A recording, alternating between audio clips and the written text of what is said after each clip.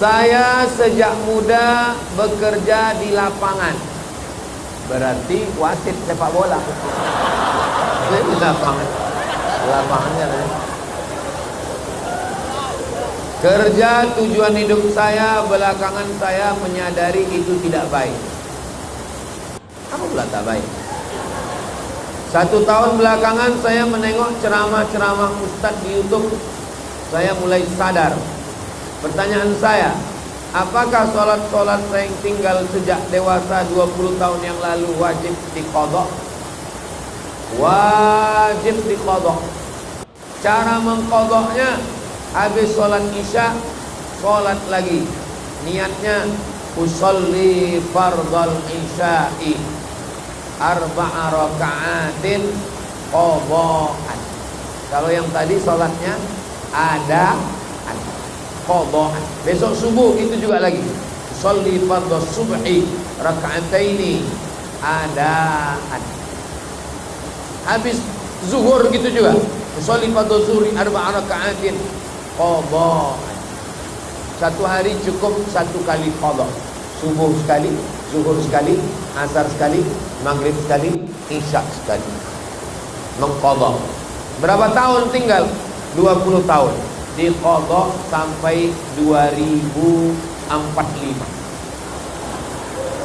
Sekarang 2025. Mengqadhanya sampai 2045. Oh, lama lah itu Pak Ustaz. Apa kau bilang? Lama kau bilang sholat. Sekarang kita hitung sama-sama ya. Saya mau nengok detiknya, soalnya jam ini nggak ada detik. Kita hitung sama-sama 1 rakaat itu berapa detik. Allahu Akbar. Allahu Akbar kabira walhamdulillahi katsira wa subhanallahi bukratan wa asila. Wajjahtu wajhiya alladhi fatara as-samawati wal arda hanifan musliman wa ana minal musyrikin. Inna salati wa nusuki wa mahyaya wa mamati lillahi rabbil alamin. La syarika lahu wa bidzalika umirtu wa ana minal muslimin. A'udzu billahi minasy syaithanir rajim. Bismillahirrahmanirrahim. Alhamdulillahi rabbil alamin arrahmanir rahim maliki yaumiddin. Iyyaka na'budu wa iyyaka nasta'in. Shiratal mustaqim. Shiratal ladzina an'amta 'alaihim ghairil maghdubi 'alaihim waladdallin. Amin. Bismillahirrahmanirrahim. Qul huwallahu ahadun Allahus samad. Lam yalid wa lam yulad wa lam yakul lahu kufuwan ahad. Allahu akbar. Subhana rabbiyal a'la wa bihamdihi. Subhana rabbiyal a'la wa bihamdihi. Subhana rabbiyal a'la wa bihamdihi. Sami Allahu liman hamidah. Rabbana lakal hamdu mil'us samawati wa mil'ul ardi wa mil'u ma syi'ta min syai'in ba'du. Allahu akbar. Subhana rabbiyal a'la wa bihamdihi. Subhana rabbiyal a'la wa bihamdihi. Subhana rabbiyal a'la wa bihamdihi. Allahu akbar. Rabbi ighfirli warhamni wajburni warfa'ni warzuqni wahdini wa'afini wa'fu anni. Allahu akbar. Subhana rabbiyal a'la wa bihamdihi. Subhana rabbiyal a'la wa bihamdihi. Subhana rabbiyal a'la wa bihamdihi. Pas 1 menit. Berarti kalau zuhur berapa menit? 4 menit. Siapa yang bilang sholat itu lama? Setan. Jangan kau qadha, jangan kau qadha. Sholat itu lama, sholat itu lama. Diam kau setan. Siapa yang mengatakan qadha sholat lama, berarti dia sedang dikacau setan. Tidak ada alasan. Kita sudah praktekkan 1 rakaat 1 menit. Cara membacanya macam saya tadi. Jangan pula kalian tiru qori nasional juara 1 di Ambon. Bismillahirrahmanirrahim. Maghrib baru selesai. Mohon maaf Ustaz. Sekarang kutanya, mengqadha salat itu lama apa cepat? Siapa yang mengatakan mengqadha salat berat? Kalian yang masih muda-muda, jangan kalian tinggalkan sembahyang. Adapun yang sudah yang lalu-lalu tinggal, qadha, qadha, qadha. Tak ada tawar menawar, qadha. Katanya Pak Ustaz dengan istighfar aja terhapus dosa. Siapa yang bilang? Sepakat 4 mazhab. Mazhab paling tua mazhab Hanafi, mazhab kedua mazhab Maliki, mazhab ketiga mazhab Syafi'i, mazhab keempat mazhab Hambali. Sepakat 4 mazhab, sholat yang tinggal wajib diqadha. Tak bisa dengan istighfar. Astaghfirullah Rabbal baraya, astaghfirullah minal khataaya. Terus kau nggak kodok lagi, aku udah tobat, udah bersih, kepala kau bersih. Nah bisa. Allah sepakat 4 mazhab muslimin kodok. Kalau dulu saya ikut praktek riba, ini orangnya itu juga ini. Udahlah tak sembahyang riba pula. Lain lagi orang lain, bukan diri. Dulu saya ikut riba. Dengan itu saya punya kebun dan sawah, bahkan rumah dan mobil.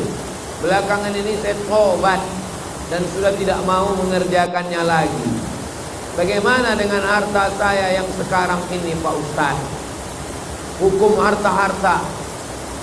Ini masjid isti'adah ini, jamnya pun riba. Itu BRI.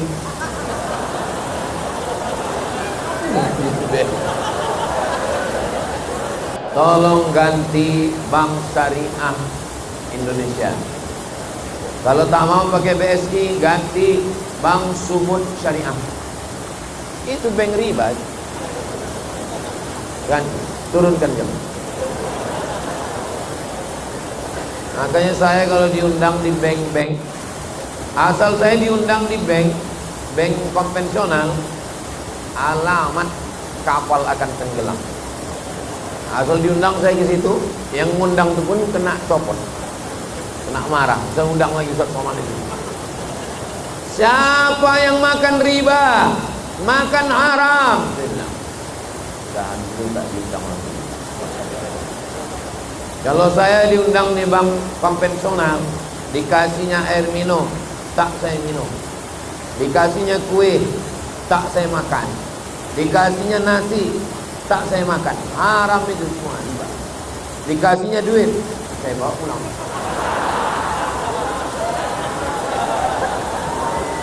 Duit riba boleh dibelikan untuk masalih ammah, kepentingan umum. Boleh untuk pembangunan masjid. Ini tanah masih ada kosong, bangunkan sekolah MDA, boleh. Jadi ambil, serahkan. Jadi kalau ada bapak-bapak yang punya duit riba, datang ke Pak Ketua, serahkan. Tapi waktu menyerahkan kasih aja. Jangan buat bilang, Pak Ketua ini ada beberapa duit haram ini Pak Ketua. Jangan, kasihkan aja. Serahkan aja. Kasih aja. Ini Pak Ketua. Pak Ketua pun tak perlu nanya. Tak boleh tanya, aku tengok muka kamu cuma muka haram ini. Kasihkan. Jadi macam manalah duit hasil riba ku Pak Ustaz? Kalau kau tidak Islam, dulu waktu riba itu belum Islam, non Muslim, lalu kemudian setelah itu dia masuk Islam. Asyhadu an la ilaha illallah wa asyhadu anna Muhammad Rasulullah. Zaman Nabi dulu, yang orang rentenir musyrik yang tak Islam itu, begitu masuk Islam tidak disuruh Nabi buang ribanya, karena dia belum Islam. Tapi kalau dia memang sudah Islam, karena ini riba kan bagi orang Islam. Kalau dia tidak Islam, dia tidak riba. Dia masuk ke Islam, pulang dari nol, bersih. Tapi kalau memang dia dari awalnya memang udah Islam, haram itu bagi dia. Dia hanya punya pokoknya saja. Pokok itu warisan ayahnya, dapatnya hadiah dari emaknya. Nah, itu. Adapun hasil riba itu, gajinya haram, pensiunnya haram, tunjangannya haram, SPPD-nya haram. Adapun yang lalu-lalu yang udah temakan, udah tetelan, taubat minta ampun kepada Allah. Adapun yang sudah dibelikan ke tanah, dibelikan macam-macam, serahkan ke masjid isti'adah, supaya dibangunkan kelas-kelas, dibangunkan asrama, dibelikan pembebasan tanah, dibangunkan pondok pesantren. Begitulah yang saya tahu dari ulama-ulama. Kalau ada ustadz yang berpendapat lain, mungkin banyak bacaan kitab dia. Saya hanya menyampaikan yang saya tahu saja. Yang tak saya tahu, mana pula saya nyampaikan.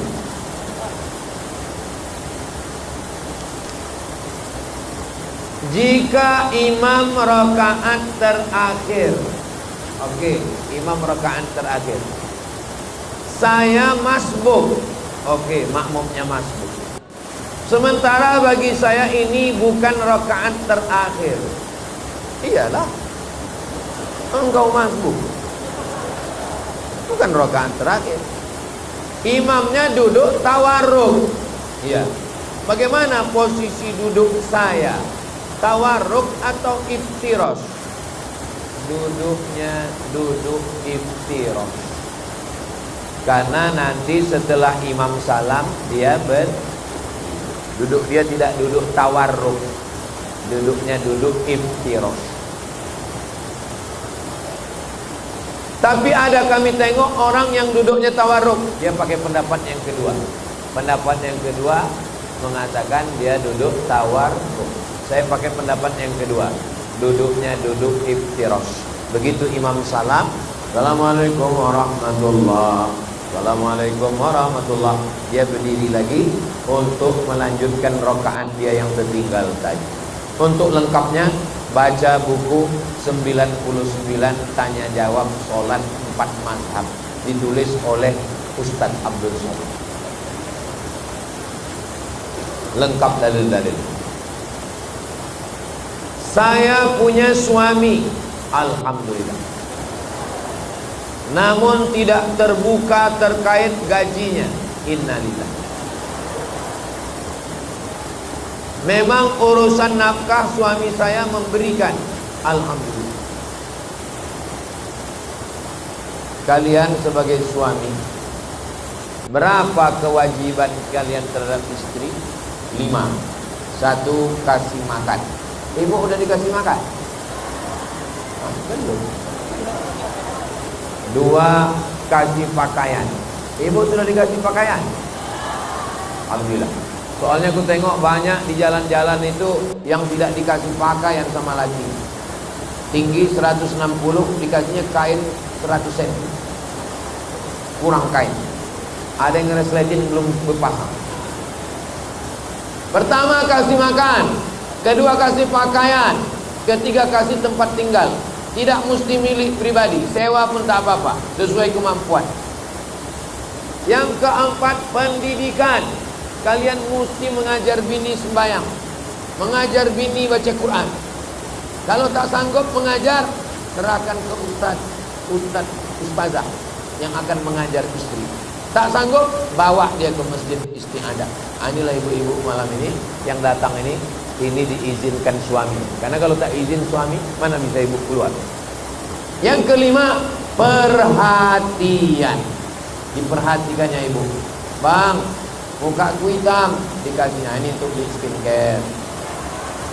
Muka sudah putih, leher pula hitam bang, kasihnya lagi, kau brus lah katanya. Perhatian. Pas balik ke rumah, alamak jang, cantiknya lah bidadari abang ini gitu. Nah itu perhatian namanya. Kalian sebagai laki-laki jangan pelit mengeluarkan kata-kata pujian. Habis dia memasak dan kasih perhatian. Macam mana masakannya bang? Seumur-umur abang dek, belum pernah abang makan macam ini banyak garamnya.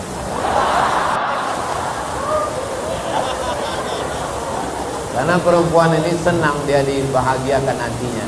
Betul kan bu? Senang dia, cantik. Dia mau pergi undangan, jangan kalian diam aja, kalian puji. Masya Allah, kau asal mau keluar rumah, aku tengok macam bidadari. Tapi kalau di rumah sama aku macam hantu bapak.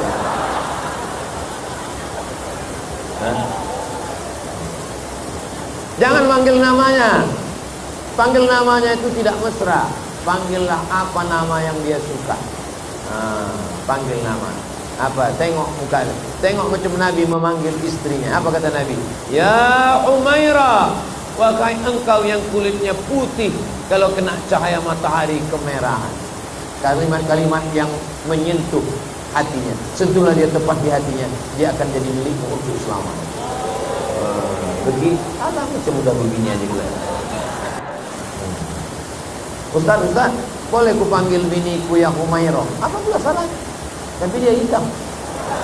Ya enggak apa-apa, menyenangkan hati dia. Ya Umairah. Jangan kalian pulang dari sini nanti. Ya Hajar Aswad.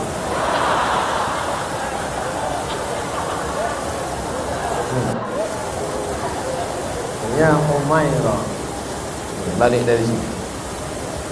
Nah, saya punya suami, tapi dia tidak terbuka terkait gajinya kepada saya, Pak Ustadz. Kalau kalian tidak jujur, nanti muncul kecurigaan, disangkanya kalian punya pos 02.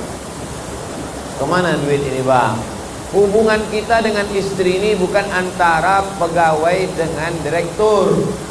Hubungan suami istri itu bukan antara pejabat dengan kepala dinas dengan anak buah. Hubungan suami istri itu adalah hubungan trust, kepercayaan, saling percaya. Kalau bahasa kampung kita, jangan ada dusta di antara kita. Nah, jadi kalian terus terang aja, Dek, memang abang ini pegawai, tapi duit abang semuanya udah diambil bank. Karena sebelum nikah sama kau, kamu gadaikan semuanya. Untuk berapa tahun, Bang? Sampai kau mati.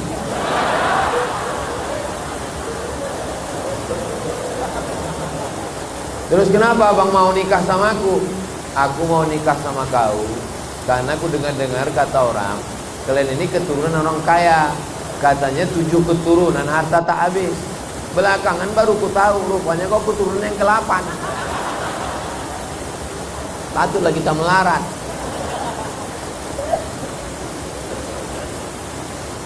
Dulu kata orang, kebun sawit yang 700 hektar itu kata orang, itu semuanya, itu kotak apa itu? Kotak sedekah. Kenapa terlambat kalian masukkannya? Untung nggak pas aku udah pulang tadi. Masukkan. Jangan banyak kali di sini. Bapak ini tak ada megang duit. Megang bininya, naikkan ke atas. Orang ini paling 2000 perak. Duit parkir. Kencing pun tak berduit lagi. Diikat orang ini pakai karet.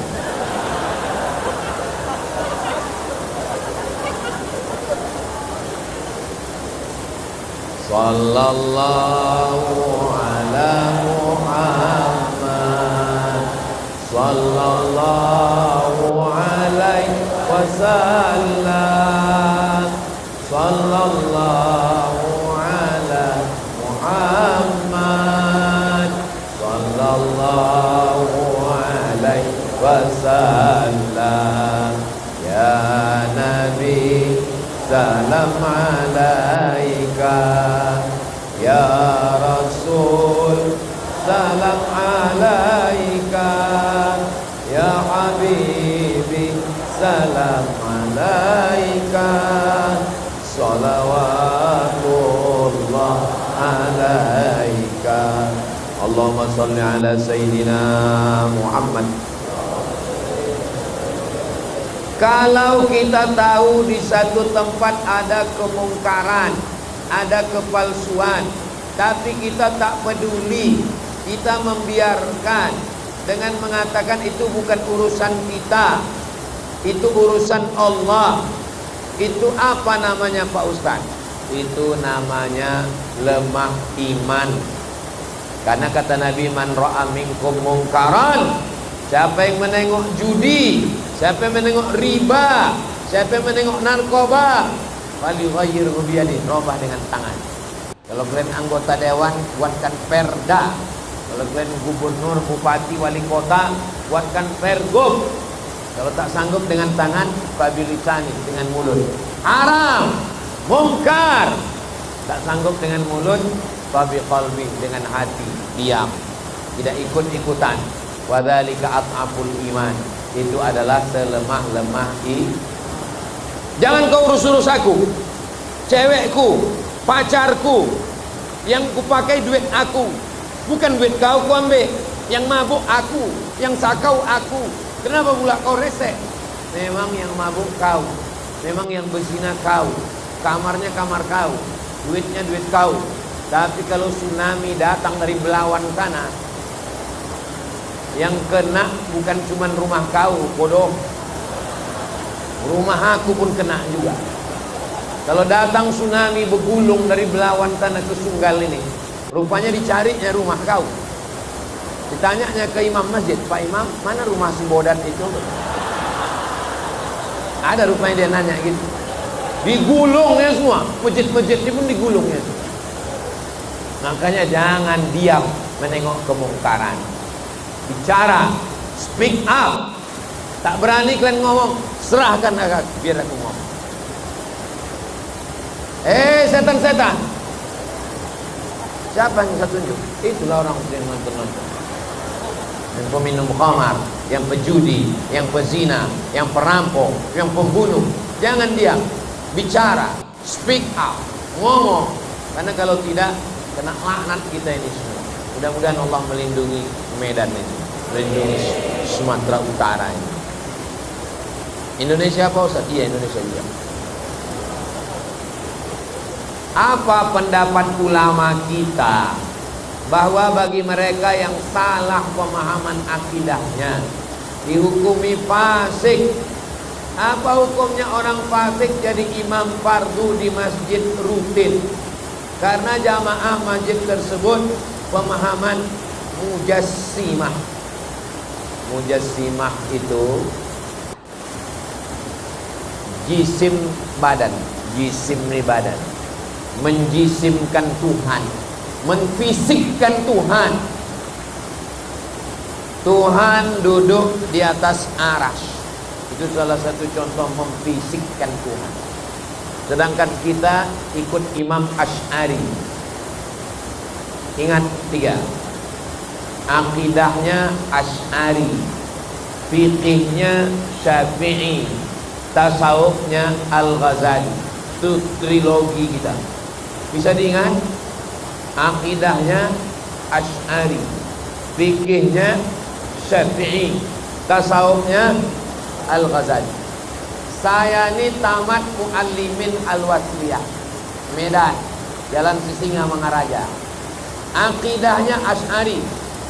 Waktu sanawiyah nama kitabnya Al-Usunul Hamidiyah. Waktu aliyah nama kitabnya Ad-Dasuqi ala Ummil Barahir.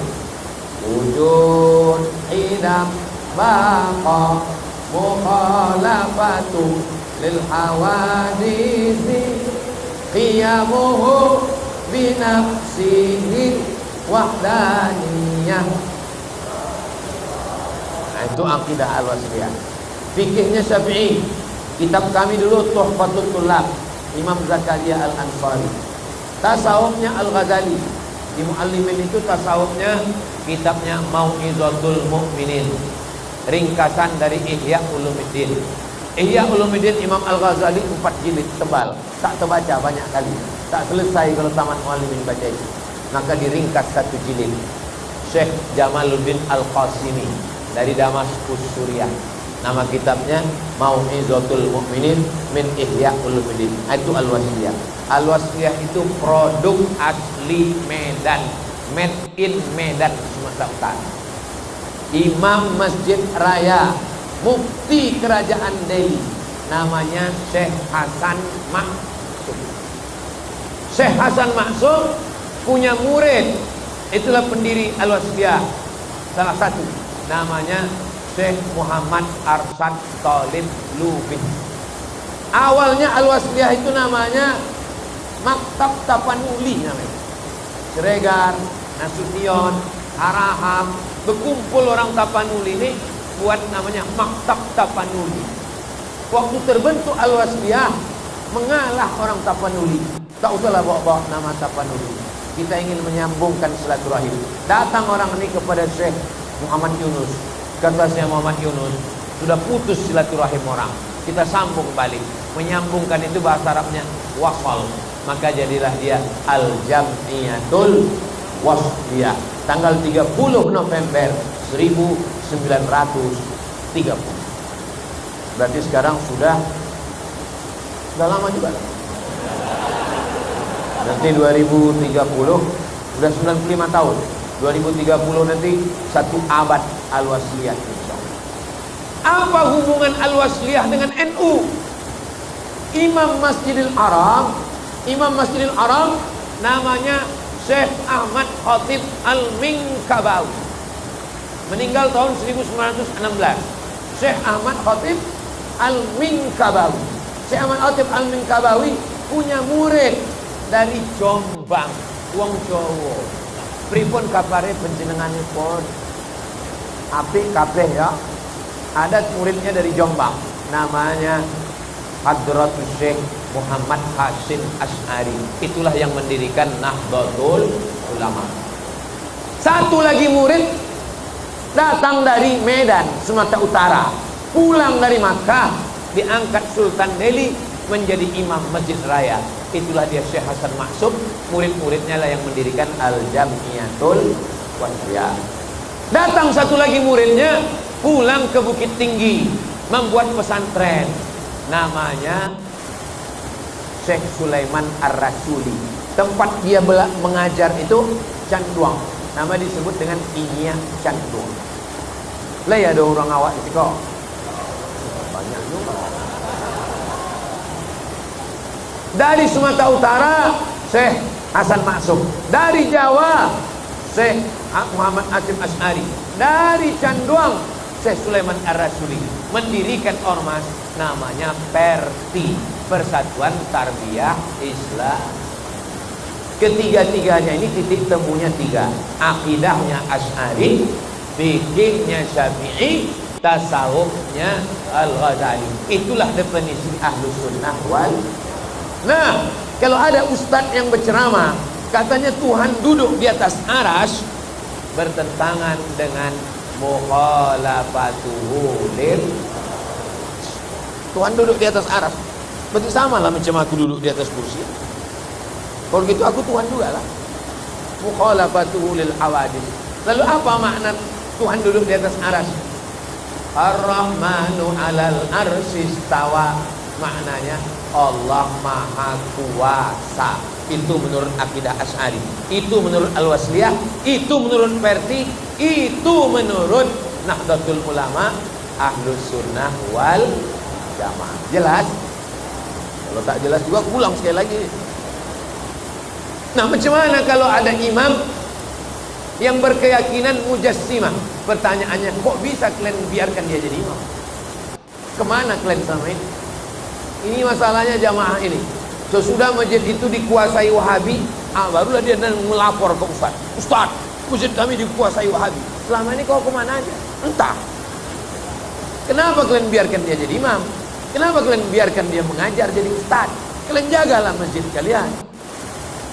Sudah masalah, perlu kalian ngadu ke aku. Memangnya aku ini tempat sumber masalah? Udah. Itulah kaji kita malam ini. Tadi dimulai dari jam 10 kurang 15, 9 kurang 15, sekarang sudah jam 10 pas. Berarti ceramah malam ini sudah di luar kode etik. Kemana-mana saya ceramah 1 jam.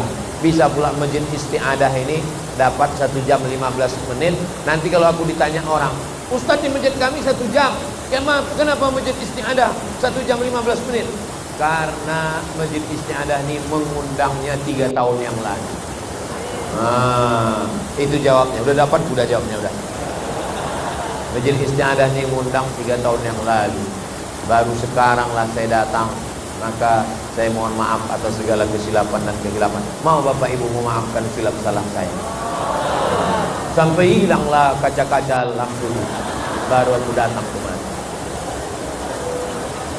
Di akhir majelis mari kita sama berdoa supaya kita banyak berkurban, sedekah kita melimpah, dan masjid isti'adah makin mulia dengan solat berjamaah. Ala hadhihi niyah al-Fatihah. A'udzubillahi minasyaitonir rajim. Bismillahirrahmanirrahim. Alhamdulillahirabbil alamin. Arrahmanir rahim. Maliki yaumiddin. Iyyaka na'budu wa iyyaka nasta'in. Ihdinas shiratal mustaqim.